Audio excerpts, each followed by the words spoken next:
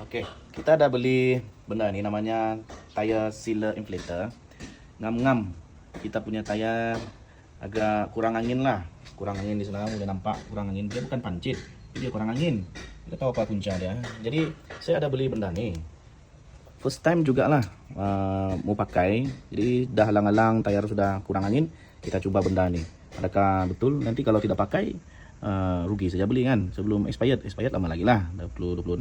Oke, kita coba. Dikatakan goncang dulu. Kemudian dia kata buka nih. Kemudian di ujung dia ini kita letak di sini lah. Oke. Ada bunyi juga lah. Belum masuk.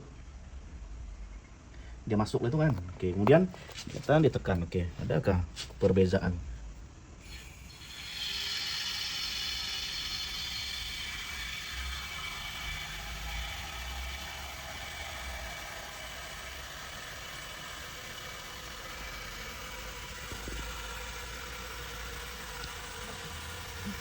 Oke, mungkin dalam video tidak ketara, tapi kalau saya tengok memang ada tayar tuh naik